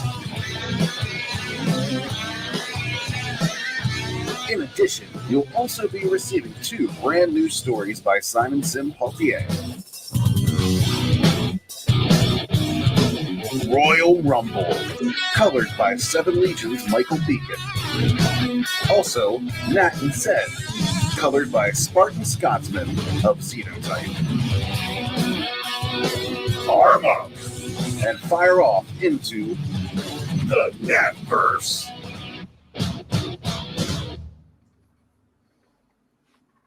And if you missed out on the first campaign, here's your second chance. Yeah, I was getting ready to say that music is pretty badass. Very cool. And if you go down here, you'll see that this was the cover, not the exclusive cover, because that one's not available. I printed just enough for the people that got in time and never reprinted it again. I printed 200 copies of this one. You can get it with the big bundle for $100, those 3 covers, or you can get it on my website, and I'll show you after. But these are the variant covers. That one is an original cover that I drew before it got canceled, because the 3 first stories were published in something called Zidara 9 here in Quebec. When I was going to bring back Nat the Merc, that was going to be the cover with the new stories and stuff like that, but that got canceled. The thing is, Scotsman decided to surprise me with this, and he re-inked that original piece and colored it. So I made it a variant cover. That was technically the original cover for the Nat the Merc. And this is the one that Preston Acevedo did. Nice. Which highlights Rose. So those 2 covers are available. Here, there's an original Simon Bisley piece available.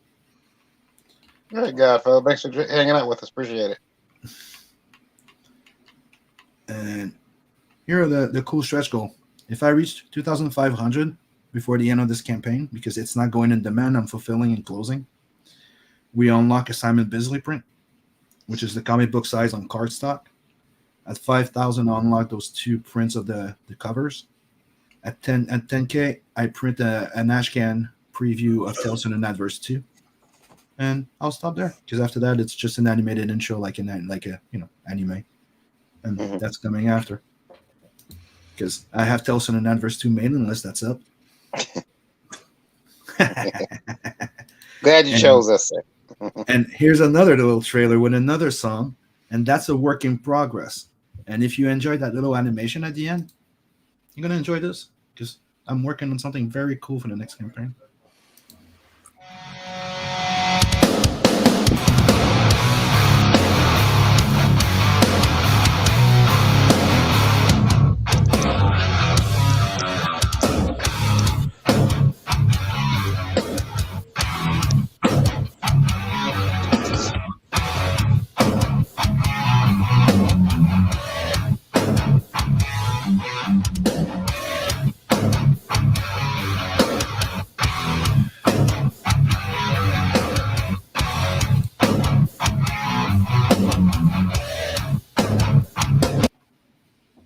Very cool. Those 2 Very scenes. cool. Thank you. Those 2 scenes that you see there are the actual 2 scenes of the upcoming book that I'm working on.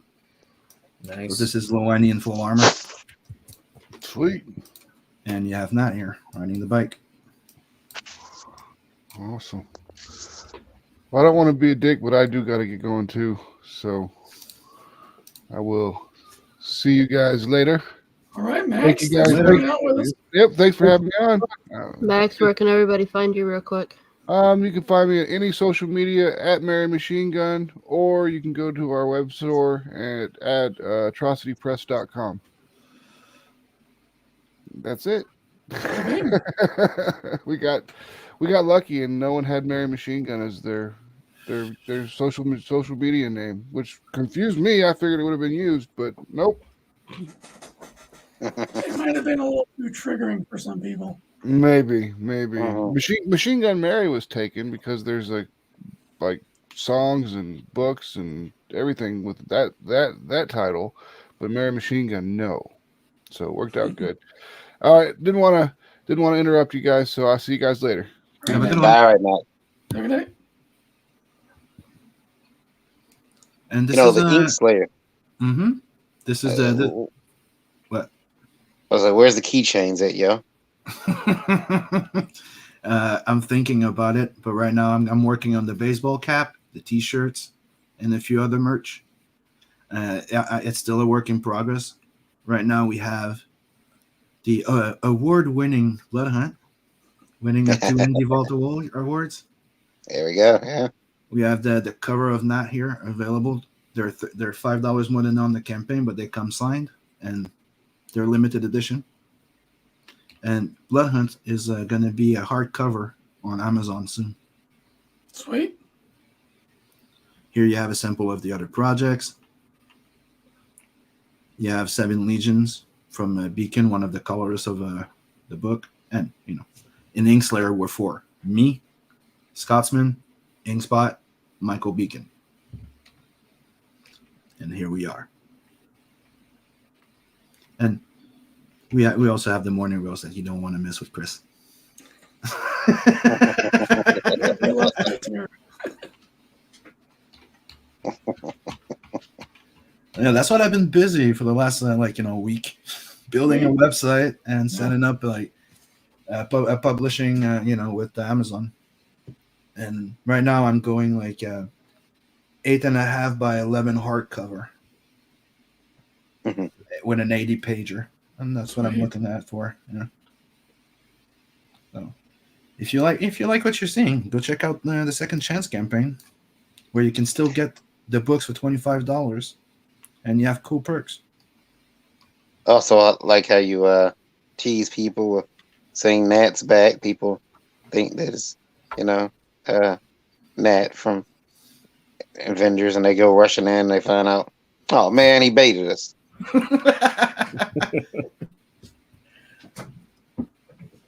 Guess I'll buy his book. Well, awesome. So for those of you listening on Indie Volt Radio, check it out on Indiegogo. Tales of the Natverse, Nat's Back Second Chance campaign. Yeah, an 80-page anthology, and it's technically multiple short stories and introducing you different characters. You have a story of Rose, you have stories of Nat. In the next one, you're gonna have stories where you're gonna get to know Luwani more, because in the first one she's more like teased, and you get a little glimpse of what she is. But then in the second one, she's like the Rose of the number 1, you could say. You get to know her and more adventures. And Nat Demerck is starting in the Inkslayer magazine, but that's another project. He's trying to get us to be addicted to his company, the world building. I won't fall for this. That's how Marvel got me. I just backed you, so you got another backer. Oh, thank you. Mm-hmm. Thank you so much. But that's the Second Chance campaign, and I already have those some of those covers printed. I can't even. Did I have next to me? No, I don't. God damn it! But I have some printed. Like each of the covers, the variant covers, already printed 100 of them in advance at the same time that I ordered the one. So making sure that people that back my campaigns, they get first printing. Because if I reprint anything else after, it's not going to say first printing in it. Mm-hmm. Indie Volt radio question. This will be the last one I read for the night. This one comes to us from Alan. I think that's Alan. And it says, Alan's, okay. He says, when I go to Comic Cons, I am seeing the creativity pretty much end with the comics. The creators themselves don't show any creativity in their design for their table space, their setup, just a couple of measly blinders pulled down with their name, maybe an old dollar store tablecloth, and that's it. Where's the furniture table? Where's the unique character? Alan, if you ever see my table,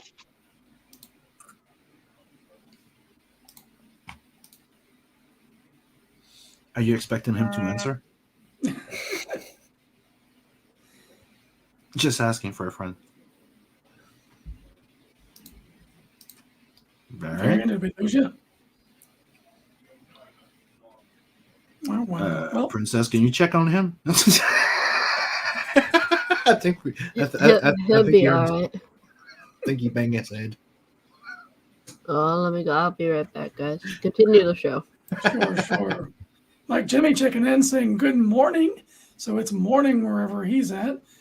We have lots of listeners and watchers across the pond, frequent guests from over there in other countries. And thank you all for tuning in with us tonight. Yeah, sometimes it makes it awkward for settling meetings with people.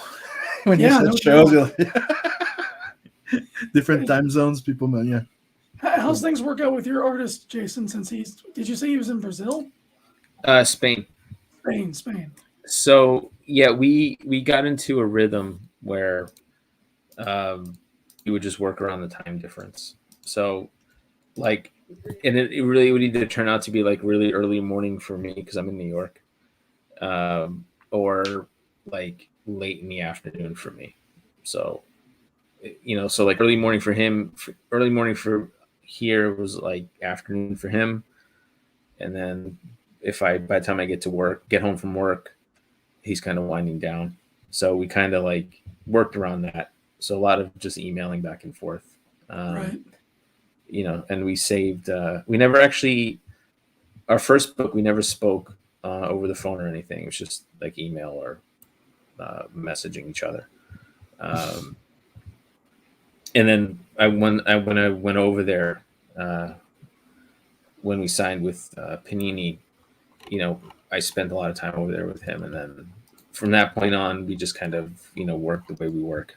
So it's just like whoever's up, whenever you're up, hey, you up, check this out. And that's about it. So, it's kind of our own rhythm going. That's cool. So you actually went over to Spain for that first book?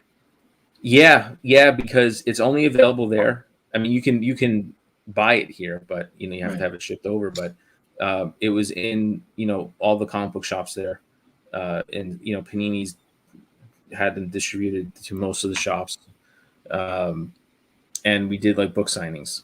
So we would go to bookstores and comic shops and do signings for the book the week that it came out, and we did it where we planned it where every weekend we would do a signing in a different town.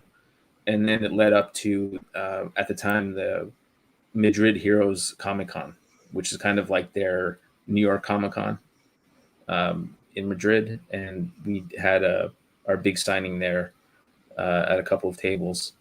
And then COVID hit and kind of stopped us dead in our tracks. But it was a lot of fun for like those 6 weeks. It sounds like a blast. Have you ever been there before? I was there the year before. It's funny. We went there the year before when we had the book done and we were trying to like find a publisher, and just, we were selling our own copies of the book at Heroes Comic Con the year before. So I was there for a couple of weeks. And then I came back once we signed our contract to support the book. So it was a real blast. Like I remember, we would either drive or take the bus or the train to wherever town we needed to go. And it was really cool. Just like going on a bus cross country to another city and finding your book in the comic book shop there. It was a blast. Yeah. It was going pretty well. And then, we had more plans. We had a lot of plans. And then, like with everybody, everything just stopped. And, we decided to regroup and, hopefully get back at it, this year, 2022, hopefully, if things pick up again and travel is easier, we'll go back at it. Yeah, I noticed you're doing dual languages on your new book. Yes, because, he lives over there. So all of his friends, his family, they always ask for, are you going to do Spanish version of it? Because the first book came out only in Spanish. So they're like, so then every time you guys do a book, you're going to do it in Spanish, right? And we're like, yeah, of course. So, so we do both, so that, they can have a copy they can read, which is great. So, is your artist handling the translation too? Yeah. so he's going to do the initial translation. When we for the first book that we did, when Panini got involved, they were like overseeing the translation because they asked me to change some of the dialogue because there's a lot of profanity in the book, and they were like, certain things you just can't say here, so I had to take it out. We had to change some things, so they kind of were overseeing the translation for the first book, which I mean, whatever, that's fine. I probably went a little overboard anyway, but so they got involved in the translation, and then this time around, Antonio's going to handle it, and then when the book is done, we're going to submit it back to our editors at Panini and see if they're interested in publishing it. So their philosophy there is really, because Panini, if you don't know, Panini is mainly, their business is reprinting Marvel comics in Spanish or Italian or in French in Europe. That's part of their business. So in Spain, they are the main distribution for Marvel comics in Spain. So they take Marvel comics and they reprint them in Spanish, and they collect them in hardcover collections and reprint them in Spanish. Same in French. And French, yeah. So when you go there, you see all of these collections, these hardcover collections that you won't see here, right? So they kind of curate their own collections, which is pretty cool. So my point was I had a point there and I forgot it.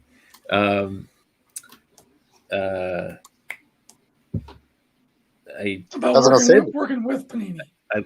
Yeah, so with Panini, they wanted to oversee the translation of the book. So when so that Panini's philosophy is basically don't come back to us unless the book is complete, because they don't publish. The only single issue comic books they publish are Marvel comic reprints, or maybe some Image Comics or whatever other American comic book companies there are. They'll reprint in single issues. They don't print original series. Right. So you create your own original series. It's either going to be a full-length hardcover, like 80-page or 96-page graphic novel, or nothing. So, so when the book is done, we'll submit it back and see if they're interested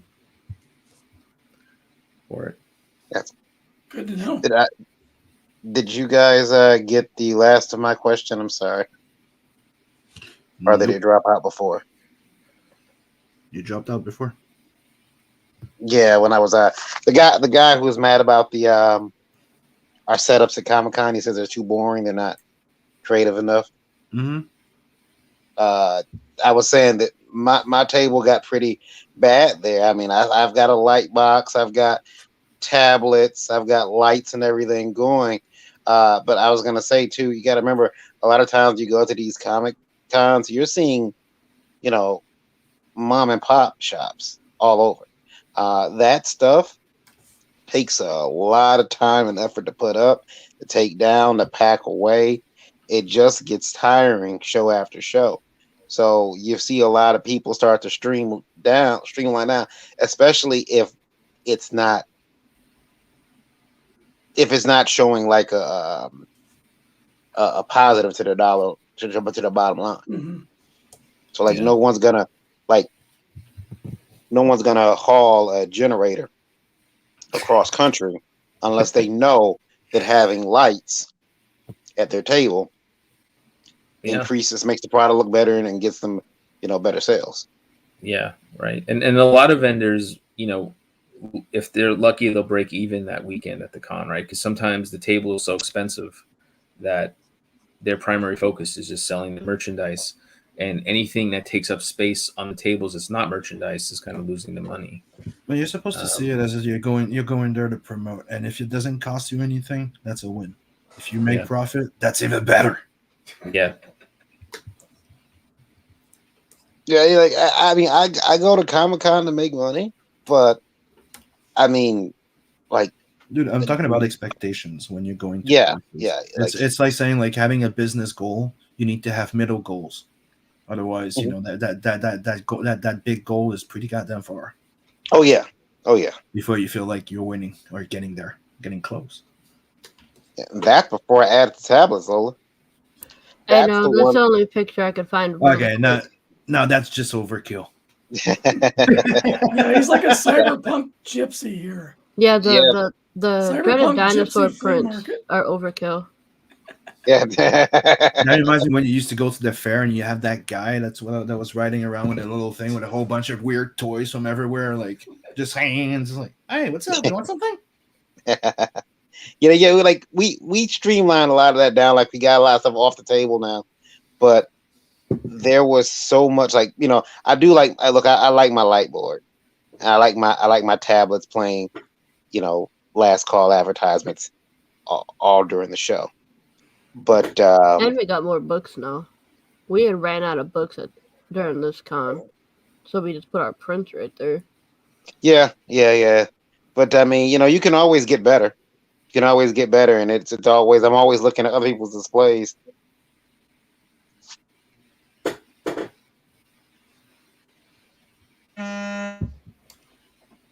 All right. Well, we are getting close to wrap up time.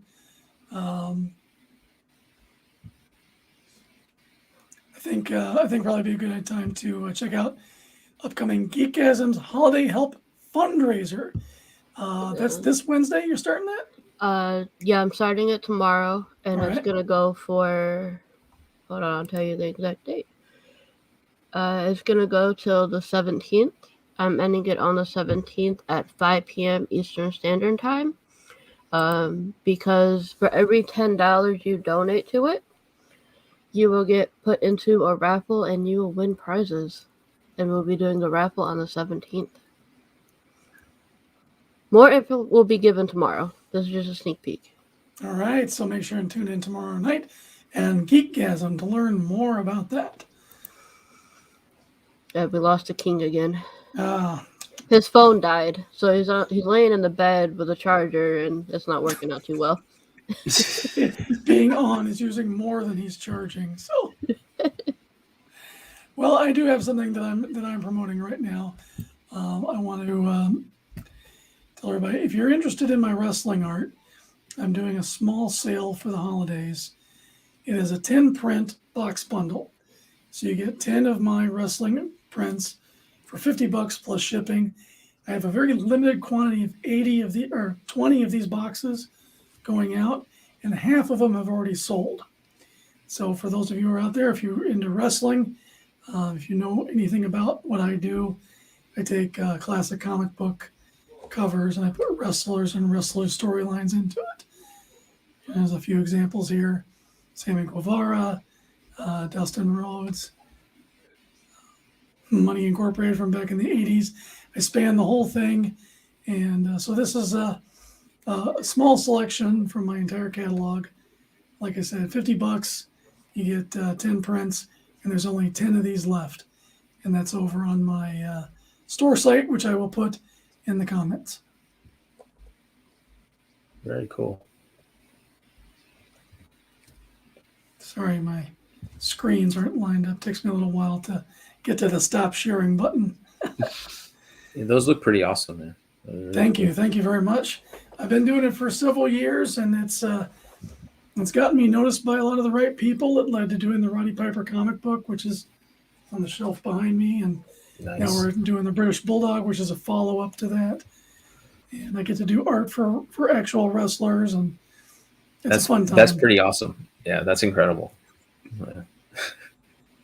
Yeah, it's weird. I got a few of them on my phone that are my friends, and it's like I don't being casual with people that I used to watch on TV, like as a kid, and being casual with them now. I was like, this doesn't get old. I have to hide that I'm marking out. I'll go mark out somewhere else. Like, oh hey Mick, how's it going? That's awesome. Yeah, so yeah, that's my little sale. If you want to hit it up, like I said, I'll put it in the chat and I'll put it in the comments. And then Thursday, let me get to the. We have an all new Breakfast Buzz, And I also want to point out that Liberty Entertainment Distribution, we want to hit that ledg.us, independent creators. If you've got some books on hands that you want to get into local comic book shops, check out ledg.us, sign up for an account. The books are packaged really well, wrapped in bubble wrap, put in nice mailers. Your books, once they leave the warehouse, they go to the comic book shop safe and sound. And you get to set your own price, too, on how much you want to charge local comic shops for putting your stuff up on the shelves. And we got a good number of shops that have signed up for this. So head over there, create an account, and help get your local comic shop your books. And if you have any questions about Liberty, just message me and we will set up a meeting to discuss it. All right. And if you've got any other questions, send them to us. Maybe we'll make fun of you. Maybe we'll give you a good answer. Maybe we'll ignore your question entirely because it lacks any grammar whatsoever. But hey, send them to indievolt at indievolt.com. Make sure that they're pithy, include, 90 words or less, get to the point, that kind of thing. Don't send us any word salads because we're not vegetarians here.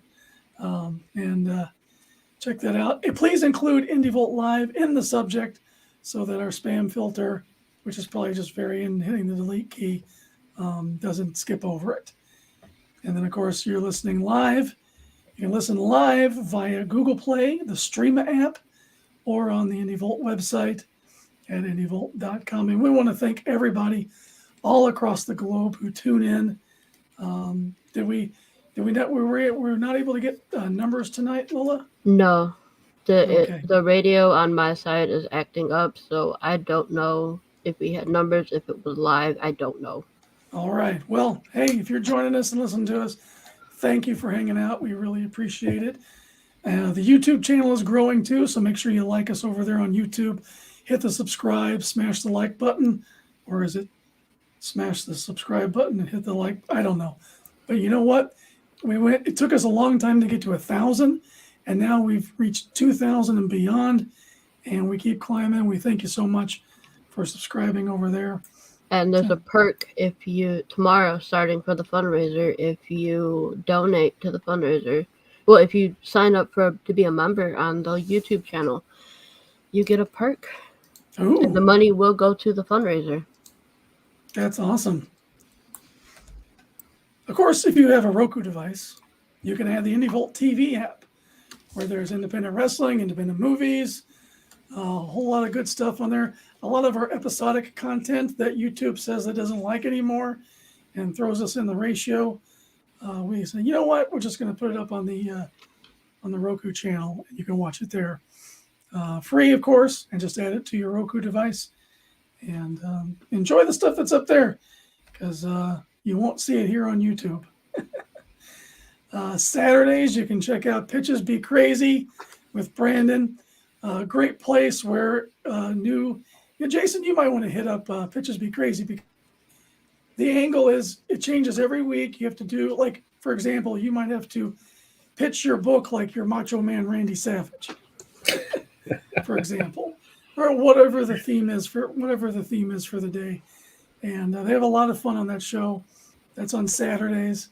So if that works out for you, hey, we can put you in touch with Brandon and get you on. The easiest way is just message me. I'm doing all the scheduling. Yeah, she pretty much handles all of the wires and bells. Okay. Yeah, Sounds I'm good. the schedule person for basically all of Indie Volt. Sounds All good right. with you. Well, let's just take a final moment, tell people where they can find you. Jason, go first. So you can find me right now on Indiegogo by looking up the Northern Blood graphic novel. It's $12. For $12, you find out how many undead Vikings were wandering around during World War II. You can also find me at Twitter at JG Michalski NYC. Awesome. Sim, where can people find you and stalk you? Every social media under Simon Sim Potier, Inkslayer, or The Art to Sim. I'm pretty much everywhere. And don't forget the morning roast. And I started doing the Dulo and Chill every Sunday again at 7 p.m. Eastern. and check out my campaigns. Sweet. Sounds good. My name is Eric Hudson. I am at Dreaded Dinosaur on all the social medias that matter. And you can check out Dreaded Dinosaur Man on Webtoon. I am itching to get back to drawing that Webtoon because I got to get to a certain point in my story so I can do the print comic. But I'm busy. I'm drawing American Bliss. I'm drawing the British Bulldog. So unfortunately, my baby gets put on the shelf for a few months. But I cannot wait to get back to it. You can check it out and get caught up there. Or on Tapas. It's also on Tapas. So you can check that out. And like I said, I'll be dropping my link to my web store if you want to get some of that hot wrestling art in time for the holidays. Lola, Indie Princess, where can everybody find and follow you? I am everywhere, but nowhere at the same time. So if you want to track me down, just go to Linktree, Indie_Princess, spelled just like my name, and you'll find all my links. And don't forget about tomorrow, Geekgasm at 9 p.m. Eastern Standard Time. And I will be talking more about the holiday fundraiser. Sounds good. Looking forward to that one. All right. Well, for the boss, Varian, who is stranded in his bedroom without any sort of way of saying goodnight to you all. Good night, everyone. Yeah, he's not even his bedroom. That's a problem. Well, at least he's not stuck on the toilet, I guess. No. There's no more toilet paper. Good night, everybody. We'll be back here next Tuesday, 9 p.m. Eastern, with another round of awesome creators and crowdfunders that we can share. And, of course, your questions that we can make fun of. Till then, see ya. Later. Bye, guys.